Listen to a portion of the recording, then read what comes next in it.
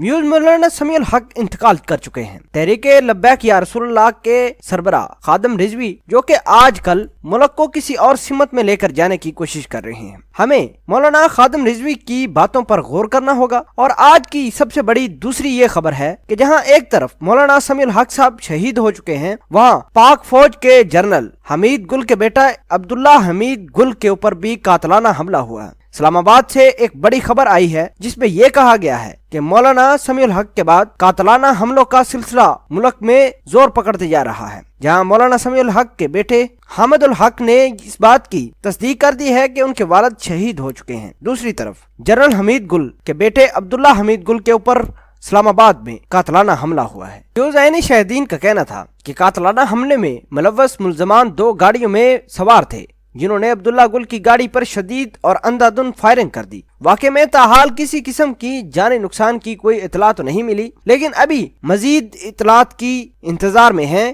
کہ جب وہ آئیں گی ہم اس کے بارے میں بھی ویڈیو بنا کر آپ کو آگاہ کر دیں گے۔ ادھر ایک بات کنفرم کرتے ہوئے جائیں کہ مولانا سمیع الحق کی وفات کے بعد ملک میں جلاؤ گھڑاؤ اور قاتلانہ حملوں کا عمل زور پکڑتے جا رہا ہے۔ ویوز ادھر ایک بات کلیئر کرتے ہوئے جائیں کہ پاکستان تحریک لبیک یا رسول اللہ کے کارکنوں سے حکومت نے اپیل کی ہے کہ وہ ملک میں کسی قسم کا کوئی نقصان، کوئی دنگا یا فساد کرنے کی کوشش نہ کریں۔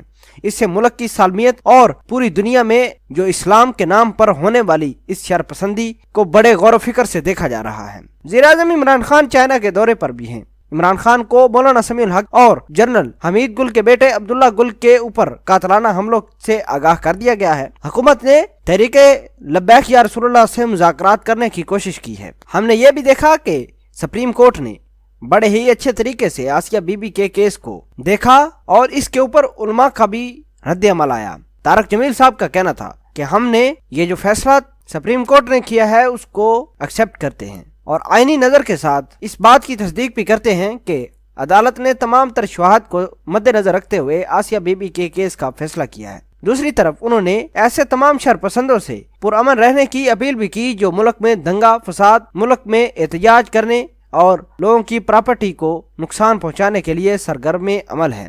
ہم ایک طرف تو مولانا سمیع الحق کے شہادت کے غم میں ان کی فیملی کے ساتھ برابر کے شریک ہیں اور ایسے تمام لوگ جو گھروں سے باہر ہیں ان کی حفاظت کے لیے بھی دعا کرتے ہیں۔ اللہ ہمارے ملک کو پروان چڑھائے، آمین۔